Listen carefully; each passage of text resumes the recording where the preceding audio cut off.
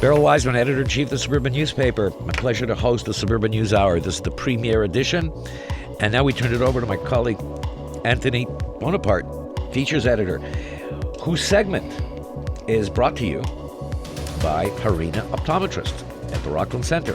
Book today at harina.ca or call 514-HARINA, Harina, the number 1. Anthony. I'm very impressed, Beryl. You've done this before, haven't you?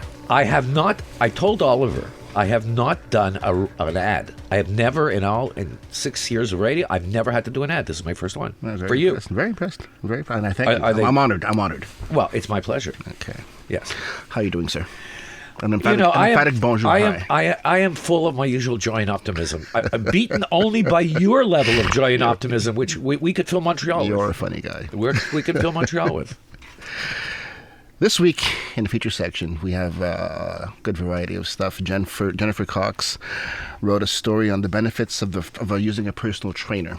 Have you ever used a trainer, Beryl? Do you go to the gym? How do you stay in such great shape? I got to tell you something. Yeah. Mark and I were just talking about it. I lost 22 pounds over COVID. I just have a simple little Bally machine in my bedroom, and I watch the news and do 20 minutes in the morning, 20 minutes at night. It's an elliptical with a weight thing. That's it. No, impressed. I have known several personal trainers. Okay. I'm not going to ask you how you know them. Well, I mean, if you want to, we can have a drink later. We'll talk afterwards. Yes, we'll talk afterwards on that one. Her story is about the benefits of using a personal trainer. A lot of people have a lot of problems, though, well, not shouldn't say a lot of people. Some people don't have the discipline to stick with it. I'm one of them. I'm one of those yo-yo workout guys. I would go to the gym for, Yeah, but you're in bloody great shape. You always have been. I used to be. Okay, what about things go over the past few years? But no, some people really, need some help. And when Jennifer spoke to some people on the West Island, and who basically backed that up by saying that without a personal trainer, they weren't able to maintain discipline and stick with it. She even spoke to a personal trainer on the West Island, who talked about some of the benefits, basically helping you to maintain that rhythm and helping you with maintaining the discipline and also doing the exercises properly. People tend to think personal trainers are expensive. Is that true in every case? It depends on your budget. Depends on what they cost. It all depends. Some of them can be very expensive. They're out of my budget personally. They're out of mine, but probably into yours. I'm not. Sure. No, they're not into mine. We're not that. We're not. I won't say it. Okay. We are properly compensated. On the same vein, on Dr. Mitch Schulman, or good Dr. Mitch, did a story simply titled Valentine's Day, and it basically talks about what kind of health you think based on. It's called Valentine's Day. He's talking about a certain part of the body that's linked with Valentine's Day. Well, I'm thinking of a couple, but I presume the heart. Very good, Beryl. Thank you. Very good. He's always impressed me. It's an incredible thing. It's just, I don't know. It's instinct. So he linked both together, and he talks about one way to maintain your heart health is with exercise. Even 5 minutes a day is better than nothing, and it's important not to spend a lot of time seated. And if you do spend time seated, it's important to take a lot of breaks. So I work at my desk 14 hours a day. You work 16, I think, right? Not always at the desk, though, but a lot at the desk. Mike, how about you, Mike? 24 hours. There you go. You're always out. Gotta be. Okay. Gotta do the sports. So if you have a desk job, make sure you get up every now and then, walk around, do something with yourself. He also talks about... I think he mentioned to me once in a conversation that the business of hybrid work and working at home, besides a benefit in terms of people not having to travel and lose so much time and be aggravated, talking about affecting the heart, that when you have more flexibility on your time, you can work at your desk, you can plan your time, and when you need to break, you can take the break and do your walk around the block a couple of times or do an exercise session, and they're actually get healthier, not more slovenly. And the important thing is to remind yourself to do so. Yes. It's very easy to let things go, and just get stuck at your desk and you spend 4 or 5 hours there straight. But, tell yourself every now and then, get up, walk around the block, and do something, and keep yourself active. And just staying active and keeping yourself busy helps. Diet also is important. Controlling cholesterol, triglycerides, and you want to avoid the developing hardening of arteries, heart disease, and strokes, and so on. And Mitch always brings such good news. yeah, well, Yeah. Mitch He has likes our to lift. Mitch has our best interests Absolutely, at Bert. heart. Did you get that one? I got that one. Okay. That's almost a Marxism. For Valentine's Day, yeah. That's almost a Ledberism. And he's got hearts in his picture, and plastic hearts, or like heart balloons. But you wrote a fascinating article, fascinating profile for Black History Month, which is continuing all month.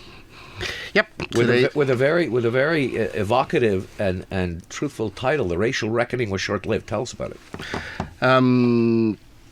I spoke with Tiffany Callender. She's the CEO of FACE. It's the Federation of African Canadian Economics. And she was the head of the Côte-des-Neiges Black Community Council for many years. Exactamundo, exactly, until about 2001 or so. Yeah. Okay. No, later than that. She got it started in 2001. No, sorry, 2021. Yeah. Sorry, you're right. Totally correct. That's a Black-led nonprofit organization that provides resources and information to the country's Black communities to help them increase wealth creation. They're backed by the Government of Canada and the BDC, as well as private institutions. Last year we talked about the good work that they do to basically provide seed money and nurture nascent Black businesses. As you know, it has not always been easy for Black people to, develop wealth, develop businesses. There was right in certain countries. There's racism in the financial sector. Exactly, there always has been. Your local it's getting bank. better now. It's getting better now. But there's a long history of it, and because of that long history, basically there was never that padding, that familial wealth or family And also, generational wealth, and also you to didn't- pass down to generations. The Black community is going through right now, Yeah. as it rises, as a big Black middle class and a wealthy class. I was listening to a special about Noel Patrick Brady is developing. The Black community is facing what the Jewish community faced 40 years ago. The banking industry didn't want them in, so you don't have a familiar face, even in the areas with majority Blacks. The Black community is large in Montreal. It's 250,000 people, yet there's no great effort. Never mind that micro loans, which are very successful in Europe and elsewhere, but there's no great effort to reach out. My parents came here in the 60s. My father was a business person, and he had a lot of problems getting that seed money, seed loans. It's like our friend Joel de Bellefeuille, hassled by the police because they didn't believe he was a successful businessman. Well, we can talk about. I know. In another segment, I got it. Don't get me started, Beryl. Okay. So this time we spoke about Black history, Right. Black history, the good, the bad, and the ugly. But also, Tiffany's a very, very positive person. She's a realist, but a positive person who wants us to look forward. Knowing our history is extremely important, but she thinks that Black Future Month is something that we should think about also. In other words, to make plans for the future, to let's say, for example, this February, we have a certain basis or a basis point, and aim to what we want to achieve as a community a year from now, and move forward that way.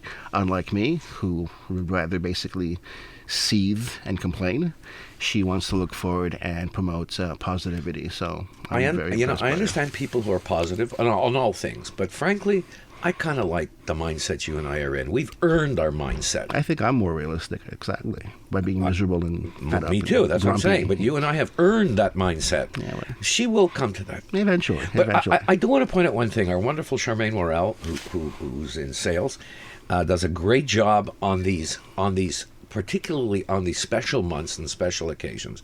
And she's really great with, and I have to say this, with the political establishment.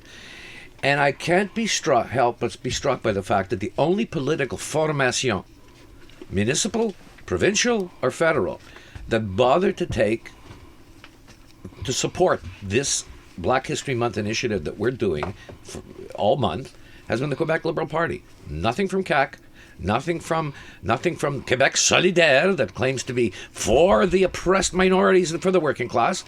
Sadly, nothing from the municipal level. So I just wanted to throw that out there for the hell of it. Let people start to talk about the fact that Wiseman's been grouchy about that, but it stands out because on holidays every political party runs and wants to put in Merry Christmas, Happy Hanukkah, whatever. And Black History Month, significant because our society, not just Canada, but North America, Western Europe, this is culpable. We're sitting at a time of growing anti-Semitism, which is now being fought back. People are understanding that the guys on the streets, it's not just about the Jews, it's about their way or no way for the whole West. But when you remember that only Jews and blacks in liberal Western society were legally chattel, you wonder why more political parties in this time of political correctness don't get it and aren't supporting these initiatives. But hey, that's just me, Anthony. Maybe, sorry, I went on a bit long on that, but it kind of stands out. We have a moral obligation that has not been fulfilled, as Dr. Martin Luther King said. The checks drawn on the banks of moral credit are still coming back NSF to a great extent. Anthony, what's coming up? Would you like to talk about? What's on for next week? More Black history. One more story. We're talking to a woman called Kemba Mitchell. And also... Oh, she's wonderful. Yeah. I know Kemba. Yeah, do you? Yeah. Did you do anything with Joan Lee, West Yes, Island? exactly. Because we're having a story that West Island Black Community... West Island Black Community Association, WIPCA, which is a terrific organization on the West Island, and... Folks, get in touch with John Lee, who's the president, because they just announced they've raised their first $1 million Their new building. For a $3.5 million community Fantastic center. story. Yeah, fantastic story. Yeah. And also more from Dr. Mitch. And it'll be a great section. Anthony's a great writer. Look forward to reading it, and you should look forward to this week's Suburban. Read his stuff on Tiffany and next week's. Anthony, thank you very much for your great work. We look forward to reading the articles to come on Black History Month. This feature segment of the Suburban Radio Hour is brought to you by Harina Optometrists at Rockland Centre. Book today at harina.ca or call 514-HARINA, Harina, and the number 1. And we'll be right back after this with all the entertainment and society news you want to know with her own Mike Cohen.